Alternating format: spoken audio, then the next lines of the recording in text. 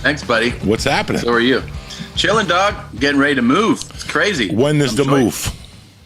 So I move out of this house on Sunday, and then we go to a hotel here for a week. So we got to do some more work in town. Then we go to Florida for a week and visit family, and then we fly to Austin. So I'll be in a new house May 10th. May 10th. And that one's sold? This one's not sold yet. I'm putting it on the market like after we get out, because they have to do paint and stage it and everything. But it'll be on sale in a couple weeks. You look good. How you feeling? I feel great, man. I feel great. Therapy? What are you doing? Any therapy? Anything? Nothing. Not really anymore. I mean, I have my workout regimen that I go through, but I don't have to do really PT unless I want to. Are there weird lines in here? In the back. Behind you. Let me see if you don't see weird lines in the screen? No. Oh, okay. You look beautiful. All right, okay, cool. You miss Bert? I always miss Bert. I know all you guys. miss Bert, huh? I miss all you guys. I miss not seeing you around. But I mean, yeah, I think Bert's having a good time. I think it's going to be a really, really funny movie. I think, we spoke a few weeks ago, then I talked to him on the phone, and he's like, I'm not drinking. I'm like, that motherfucker. That is so not true. Oh, my God. He's like, I'm not drinking in the daytime. During just a glass of wine. I'm like, he looked good. We're all looking good. I mean. Yes. And he did, because, leading up to leaving, he was working out a lot. And it was funny because he's like, I'm working out 6 days a week. And he goes, I haven't not only not lost weight, I've gained weight. And I was like, how? But then you just know that the way he eats and drinks, it's like he eats good. What people don't understand is that you eat well. Yeah. But you have no idea how much sugar there is in alcohol. Yeah. You have no idea until you get off alcohol. And then, now, I don't drink. I haven't drank in years. Not because I'm an AA. I just don't drink. I don't like the taste of it. But there's a little pizza parlor around the corner, and I go in there for meatballs and sausage. My wife, it's great. Right, like tonight after softball, she's playing softball, we'll go there. Yeah. And I always do a sangria. I always do a 6-ounce sangria. Fucking, it's this big, but it's 6 Weight Watcher points.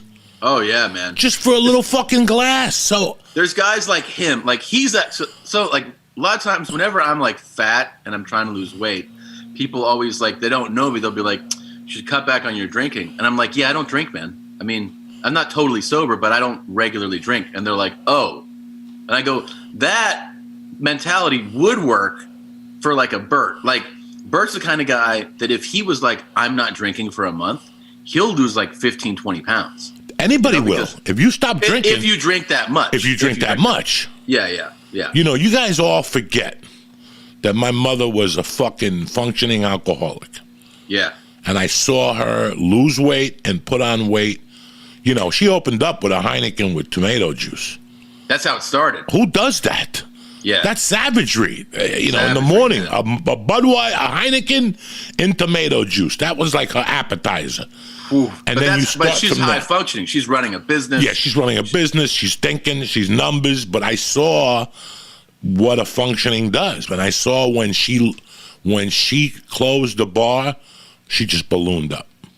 Really? That walking back and forth behind the bar was her fucking exercise. Yeah. 8-10 hours a fucking night behind the bar. Oh, yeah. Once she stopped, she ballooned up. She ended up in the hospital, and they told her to stop drinking. So I am, right now, during this whole pandemic, I got a couple confessions to make there. So we moved into this house September 1st. Right. First couple of weeks, it was rough. I think I had a mild heart attack August 21st after I got here from anxiety, just confusion, frustration. Yeah. And I moved into the house, and, we got into the community, the whole thing. And one afternoon, without thinking, I started popping edibles in the afternoon, 30 here, 100 here, like I usually did, like my normal days in L.A. were. Yeah. And we went out to dinner with a family, like a bunch of families with kids. And I started nodding on the table. Like fucking one of the kids was like, "Are you okay, Uncle Joey?" And I'm like, "Yeah, I'm fine." And my wife said something to me. She's like, "You got to cut it out now. We're in a new fucking community. And I started yeah. thinking about it before I started the podcast. I'm like, I want the podcast to be different. I don't want to, you got to come back different. Yeah. So I'm not going to smoke on the podcast. So that was rule number one. Do you know it is 1:30, 1:45 here, and I have not smoked yet today? No. Okay. All right. Good, man. Can you fucking believe that? No, So I can't. after my wife told me that night, she's like, Joey, you're your own man, but you were fucking high as fuck at dinner at the table. Yeah. So I stopped edibles, completely got off them, did like a 45-day cleanse. No drinking, nothing. I kept whatever. Yeah. I just wanted to get my tolerance down. Yeah. It was too out of control. I mean, when I had the surgery, those 5 milligrams oxycodone, and I don't even eat oxycodone, but they don't do nothing to me. Nothing. Nothing. The little fives didn't do dick to me. Nothing. So I cleaned up my whole life. I turned the edibles around, and now you know what I use the edibles for? To sleep. That's the best. So you're coming on Team Tom, dude. That's what I do. That's what you do? I do it that's what I do, man. What time do you pop them? I eat huh? What time do you pop them? So if I'm doing it right, ideally I would like to do it like 90 minutes before I want to go to sleep. Perfect. That's the perfect time, because then you feel it, you get the buzz, and you're like, and if it's if it's the right dosage, you're like, oh yeah, you're watching something, you start to fade out, go to bed. I don't like taking it too close to when I go to bed, because then I'm like, oh, it messes it up. I like it. So if I want to go to bed like at 11, I'll try to take it like 9:30. I start my process at 9:30. Yeah. To sleep. If I want to go to sleep at 11:30, 12. What does Joey Diaz need?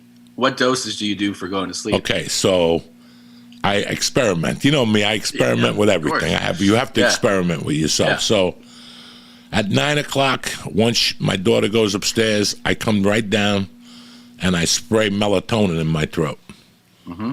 From on it, I spray like 12 fucking sprays. Yeah. And then at 10, I come back down here and I'll take Kikamo, the tincture, the 2 milligrams THC, but like 5 milligrams CBN. Huh? And I'll do like 5 blasts under my tongue, like tinctures.